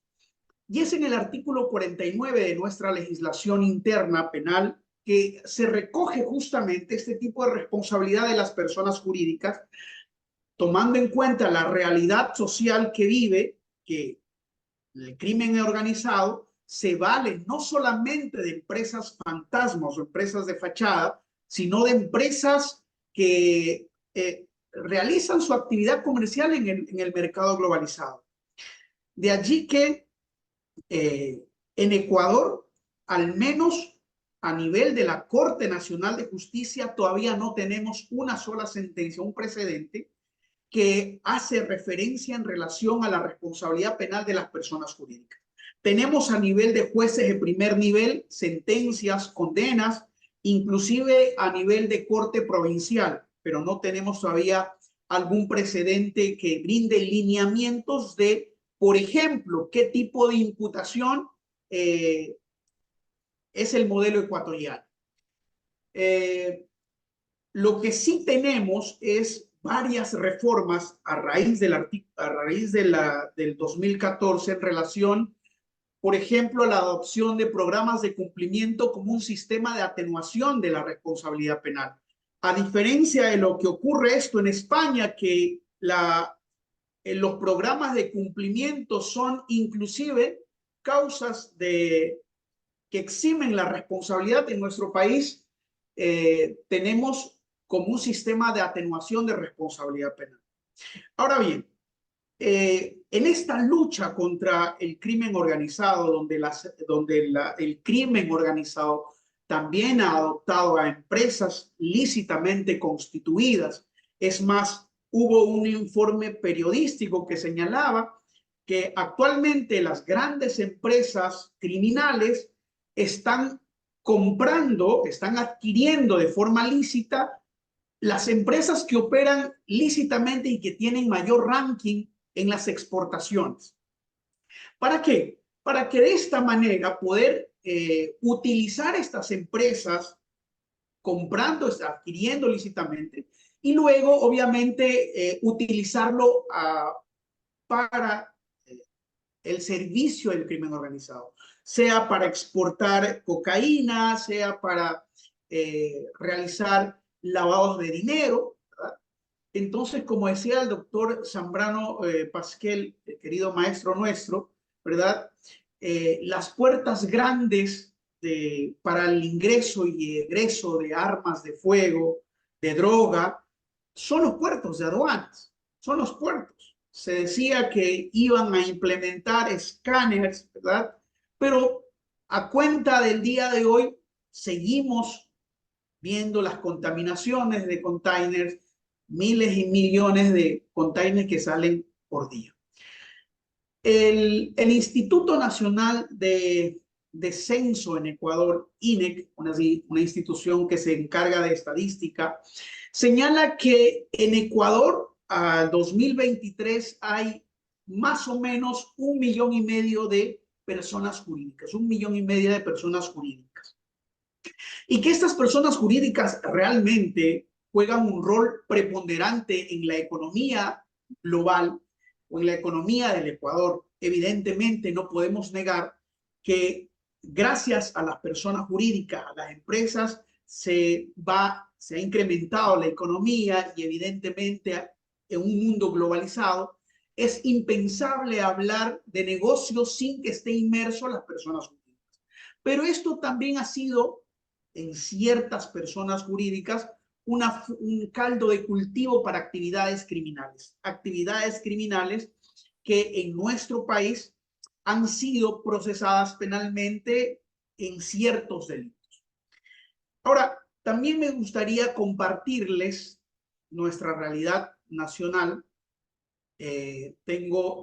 Voy a compartirles la página del Servicio de Rentas Internas para mostrarle que en nuestro país, acá está, miren, esta es la página oficial, ¿verdad? Señala el Servicio de Rentas Internas que en el año 2023 han detectado, fíjese, 1.075 empresas fantasmas, ¿verdad? Al año 2023, 1.075 empresas fantasmas. Es fácil notar que evidentemente las personas jurídicas también han sido utilizadas como una herramienta para el crimen organizado y la política criminal también se han centrado en las corporaciones. En el año 2013 mencionaba en una sentencia de la Corte Constitucional, específicamente en el dictamen 027-2013 de la Corte Constitucional de Ecuador, en su momento, antes que entrara en vigencia nuestro ordenamiento jurídico actual, señalaba la Corte Constitucional, fíjense, que aplicar el apotegma de societas delinquere potest era impensable. Era impensable atribuir o trasladar la responsabilidad penal a las personas jurídicas. Pero a raíz, el año siguiente, cuando ingresa el Código Orgánico Integral Penal con esta aplicación de societas delinquere potest, evidentemente la Corte Constitucional, cuando analiza la inconstitucionalidad de la responsabilidad penal que fue planteado, una parte señalando que se alegaba la falta de igualdad, porque en Ecuador, a diferencia de otros países, solamente responden penalmente las personas jurídicas del derecho privado. Las empresas públicas en materia de responsabilidad penal no son imputables, no son personas imputables. Entonces ya en el año 2018 nuestra Corte Constitucional validaba, ¿verdad?, que se pueda responsabilizar penalmente a las personas jurídicas. Y la Corte reflexionaba y lo hacía muy bien porque señalaba que las personas jurídicas que son centro de imputación, centro sujeta de derechos y obligaciones, son también un caldo de cultivo y pueden ser utilizados como una herramienta para el crimen organizado. De allí, ¿cuál ha sido el inconveniente, queridos colegas, queridos doctores, en relación de por qué hasta una década después no hemos tenido un pronunciamiento de la Corte Nacional de Justicia, que es el máximo órgano de justicia ordinaria, en relación a la responsabilidad penal de las personas jurídicas? En gran mayoría es justamente por la falta de cultura jurídica de la responsabilidad penal empresarial. Es más, yo como juzgador he tramitado algunas causas en los que una de las partes, me refiero a la Fiscalía, ha formulado cargos o ha imputado responsabilidad penal a las empresas, pero por delitos que están fuera del sistema de números clausus. Porque dicho sea de paso, hay una obra que ayudó el doctor Zambrano Pasquel, escribió un aporte justamente en relación a la responsabilidad penal de las personas jurídicas y señalaba que nuestro sistema es un sistema cerrado de números clausus, esa es nuestra corriente. El artículo 49 así lo establece, señala que en los supuestos previstos en este código. Significa esto que no por todos los delitos que conforman el catálogo del Código Orgánico Integral Penal las empresas pueden responder, sino por un número cerrado que el propio código así lo establece. Entonces, en nuestra legislación actualmente, con las reformas del año 2021 y 22, tenemos aproximadamente 100 delitos, más o menos en los que una persona jurídica puede ser formulada a cargos, puede ser reprochada penalmente. Más o menos 100 delitos. Entre ellos está, pues, el lavado de activos, ¿verdad? Tenemos la defraudación tributaria, el delito de cohecho, el tema del delito de administración contra la eficiencia de administración pública, todos los delitos económicos, tenemos también aquellos delitos que son susceptibles de reproche penal. Pero hay ciertos delitos que no me explico por qué el legislador ha considerado que dichos delitos no son susceptibles de responsabilidad penal empresarial. Y me estoy refiriendo al delito de tráfico de drogas. Recordando que en España la primera sentencia justamente de la responsabilidad penal de empresas, estoy hablando de esa exportación o importación desde Venezuela a España, fue justamente en tema de drogas.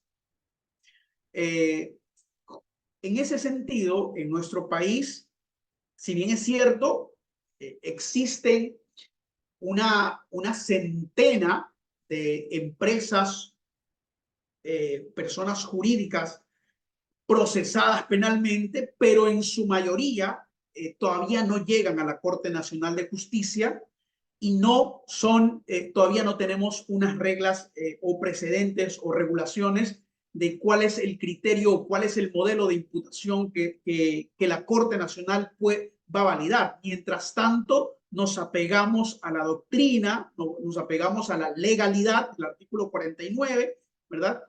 En ese sentido. Eso, y también quería manifestarles en este caso que en esta lucha contra el crimen organizado, considero que la Asamblea tiene un rol preponderante en lo que tiene que ver con la criminalización primaria, porque en la Asamblea Nacional del Ecuador, que es el ente legislativo, podrían ampliar este catálogo de delitos para que los delitos, el crimen organizado tenga mayor influencia de generar a través de las empresas, también incluyan este catálogo de delitos donde el Poder Judicial o la Fiscalía General del Estado puedan procesar penalmente a las personas jurídicas. Y tenemos en nuestro país, asumo que en gran parte como Argentina, México, en España, Chile, donde se reconoce la responsabilidad penal empresarial, tenemos a partir del año 2020 o 21, para ser preciso, ¿verdad?, el reconocimiento expreso, positivizado, de los modelos de control o programas de cumplimiento en Ecuador, en nuestro país, en ordenamientos jurídicos como nuestro, como un incentivo positivo a fin de que las empresas medianas y grandes que adopten en su seno programas de cumplimiento para que el crimen organizado obviamente no genere delitos como corrupción entre privados, como cohecho, como lavado de activos, y este modelo de control sea eficaz y previene la comisión de infracciones, sirva como un atenuante de la responsabilidad penal de las personas jurídicas.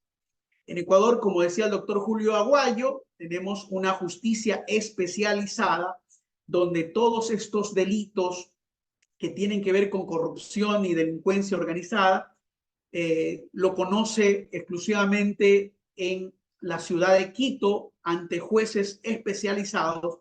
Antes nosotros conocíamos acá en la ciudad de Guayaquil los delitos cometidos en nuestra jurisdicción, más sin embargo, actualmente los conoce en la ciudad de Quito. Y para culminar, queridos colegas, doctores de distintos países, en nuestro país tenemos, así como medidas cautelares de carácter personal y real para las personas naturales, nuestra legislación ha reconocido estas 3 medidas cautelares para las personas jurídicas. Entre ellas el ente órgano jurisdiccional puede adoptar medidas cautelares cuando observa que el crimen organizado o una persona jurídica, básicamente, se encuentra procesada penalmente, sea por lavado de activo, por delincuencia organizada, sea por cohecho o corrupción entre particulares. Puede adoptar tanto la clausura provisional de locales como la suspensión temporal de las actividades de la persona jurídica o inclusive intervención del ente rector como medidas cautelares exclusivas para las personas jurídicas. Hay otras medidas cautelares de carácter real que también son aplicables, pero también son aplicables para las personas naturales. Tenemos un régimen de pena, obviamente, no son las mismas penas de cárcel que una persona natural.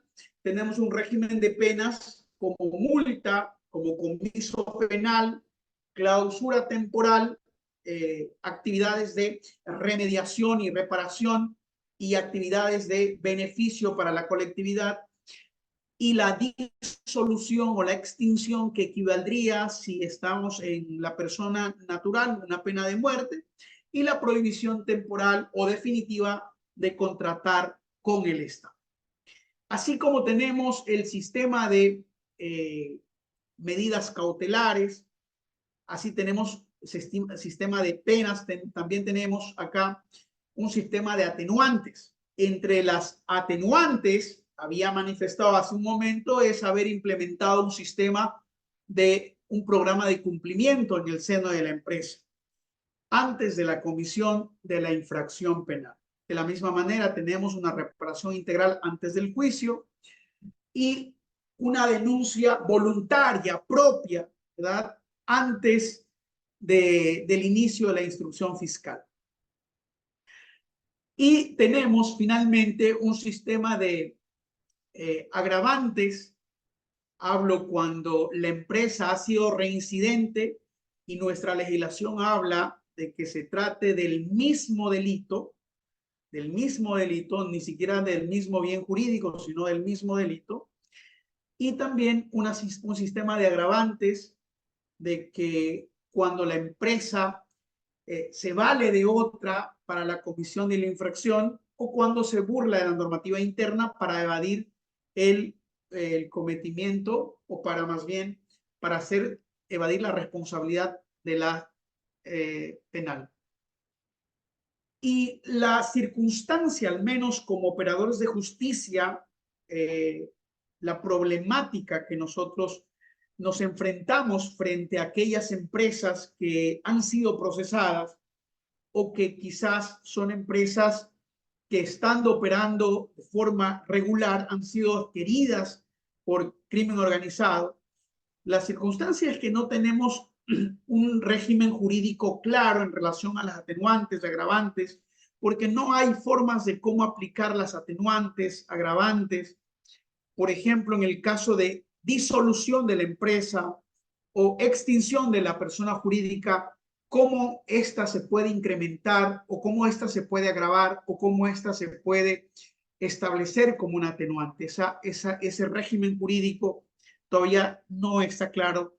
Algunos jueces hemos realizado consultas al máximo órgano, que es la justicia, la Corte Nacional de Justicia, y estamos a la espera justamente de que sean absueltas de estas dudas. Esto, querido doctor, son los retos que enfrenta la Administración de Justicia a nivel nuestro país. Actualmente, cuando justamente debatimos sobre la responsabilidad penal de las personas jurídicas, hay autores que sostienen que estamos frente a un modelo de autorresponsabilidad penal por el hecho propio de la empresa. Hay autores, amigos quiteños, que también sostienen que más bien es un modelo de transferencia de responsabilidad, que es una heteroresponsabilidad penal. Sin embargo, no tenemos, como le vuelvo a repetir, un precedente de la Corte Nacional de Justicia que haga referencia con claridad cómo la Administración de Justicia puede de forma clara, garantizando la predictibilidad del derecho, que es la seguridad jurídica, resolver estos temas. Más bien tenemos sentencias tanto de cortes de primera instancia y de segunda instancia en delitos que nada tienen que ver con la responsabilidad penal de las personas jurídicas, delitos que no forman parte del sistema de números clausus. Bueno, esto es lo que puedo compartir, estimados doctores de distintos países, en relación a cómo el crimen organizado también está utilizando las empresas o las personas jurídicas, y cómo la política criminal también, a través de la criminalización primaria, ha establecido parámetros y herramientas para hacer frente a esta criminalidad empresarial. Muchísimas gracias por su atención y gracias por su paciencia. Muchísimas gracias, estimado maestro, doctor Homero Milton Tayupanda Quirós, por esta exposición tan en realidad concreta, basándose también en su experiencia jurisdiccional, ¿no? De su función, también como maestro en Derecho Constitucional y también la especialización que usted tiene en Derecho Empresarial, lo cual nos da un conjunto de conceptos importantes, sobre todo que a la luz de los hechos concretos, pues es una pista por la cual tenemos que continuar, que tenemos que seguir develando, en la medida que son las empresas una fachada, se podría decir, a esta intervención del crimen organizado, las cuales se cuelan, ¿no? Por estas formalidades, ¿no? Que tiene toda empresa, pero que sin embargo devienen en actos ilícitos, y esto es una especie de financiamiento que también obtiene la criminalidad organizada y que de alguna manera los posesiona, ¿no? Los posesiona y los deja en una buena posibilidad de seguir operando y también captando, como bien lo dijeron los predecesores, los ponentes anteriores, a toda esta mano de obra barata que lamentablemente se presenta y se presume para este tipo de actos ilícitos, como es nuestra juventud.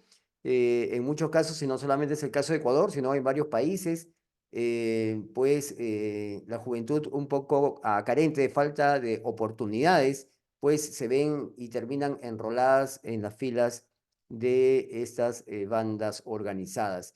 Saludar la presencia, como usted bien lo dijo, del doctor Homero. No es la primera vez que tenemos el gusto de compartir cursos, congresos, foros. Ya tenemos una larga data con usted, mi querido maestro, y siempre nos complace saludarlo y verlo, al igual a tantas caras conocidas que vemos y saludamos en primera instancia, pero seguimos saludando porque a veces la memoria es un poquito traicionera, pero acá desde Argentina, a Colombia, Ecuador, también hemos visto que desde Estados Unidos, también caras muy conocidas y amigas se unen a desde Perú, por supuesto, también a estos ímpetus y a estas ganas de poder compartir conocimientos con grandes maestros de América Latina y también de España, como los vamos a tener en los próximos días. Muchísimas gracias, estimado doctor Homero Tayupanda Quirós, por esta presencia importante, en nombre del Instituto Nacional de Relaciones Internacionales de la Universidad de La Plata, Argentina, en nombre de IANCA, que es de nuestro querido maestro, doctor Miguel Ángel Martín, y la doctora María Los Ángeles Becarelli, desde la Universidad de Buenos Aires, Argentina, en nombre también de la Universidad de la UNEF de República Dominicana, donde está, y le mandamos un afectuoso saludo a nuestro maestro Pedro Duarte Canán, que ya pronto estaremos llegando con los amigos de la Pasantía Internacional en el mes de febrero a Santo Domingo, y además también con institutos, sobre todo el coanfitrión del día de hoy, me refiero a Atenea, que son docentes y alumnos de la Universidad Nacional de Córdoba de Argentina, que también están presentes en la organización de este evento, a Multijurídica, Instituto y Escuela desde Venezuela, con el doctor José Luis Vega Roche, y también a Legales Instituto de Perú. Muchísimas gracias a todos ustedes y bueno, antes de culminar la jornada del día de hoy, si me permiten hacerles la invitación para el día de mañana y compartir la misma, vamos a ponerla en pantalla para que a la misma hora, no sé si ya estamos ¿se ve doctor Homero, se ve la invitación? Ya se está viendo, perfecto. Claro, sí, El lo veo. día de mañana continuamos con el Foro Internacional, el Foro Taller Internacional, Crimen Organizado, Política Criminal y Crisis Penitenciaria en Latinoamérica. Ecuador, más allá de un régimen de excepción, análisis estructural y científico. Mañana nos acompañarán el doctor Maximiliano Mauri Vidal, es el doctor en Derecho y también de la Universidad de la República de Montevideo, Uruguay. Nuestro querido amigo, el doctor Zair Mundaray Rodríguez, destacado abogado penalista y criminólogo de Venezuela, con ejercicio en Colombia. La doctora Susana Monti, de Argentina, abogada especialista también en Derecho Tributario por la Universidad de la UBA, Argentina. Y el doctor Daniel Mendoza Medel, maestro en Ciencias Penales por la Universidad Autónoma de Puebla. Él es de México y los cuatro estarán presentes mañana a partir de las 5 de la tarde, hora de Ecuador, Colombia y Perú, 4 de la tarde para los amigos de Guatemala, Nicaragua, El Salvador, México y todo Centroamérica, a partir de las 6 de la tarde para Venezuela, Santo Domingo, República Dominicana, Bolivia y Cuba, a partir de las 7 de la noche para nuestros hermanos de Argentina, Uruguay, Paraguay, Brasil y Chile, y medianoche para nuestros amigos de España e Italia. Walter Ceballos se despide de ustedes y espera recibirlos a todos con un fuerte abrazo latinoamericano y que podamos pues seguir por este camino que nos traza la Academia Internacional, felicitándolos a cada uno de ustedes por la paciencia de habernos escuchado, por haber participado y los esperamos el día de mañana. Muchísimas gracias, muy buenas noches. Muchísimas gracias, doctor Walter. Un abrazo, buenas noches con todos. Muy bien, muchísimas gracias también al doctor Alfonso Zambrano Pasquel y también al doctor Julio Abayor Gilés y a todos los que se han hecho presente el día de hoy desde los diversos países de América. Muy buenas noches, gracias. Buenas noches, buenas noches. Muchísimas gracias, doctores. Buenas noches, gracias. Muy buenas noches. Muy buenas noches. Muchas gracias. No, las gracias a Buenas ustedes, muy noches a buenas todos. noches. Gracias. No, hasta mañana, primero Dios. Doctor Ceballos.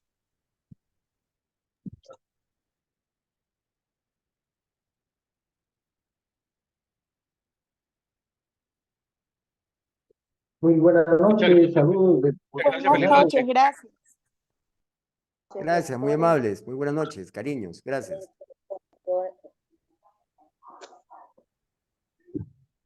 Saludos desde Guatemala, buenas noches. Saludos hasta Guatemala, la ciudad de la eterna primavera. Desde Colombia, feliz noche. Muchas gracias por la invitación y por la programación. Muchas gracias, doctor. Lo esperamos mañana. Tenemos mañana nuevamente para Colombia a las 5 de la tarde y también continuamos el día lunes y martes 30, que culminamos a la misma hora para su país, Colombia. Gracias. Muchas gracias.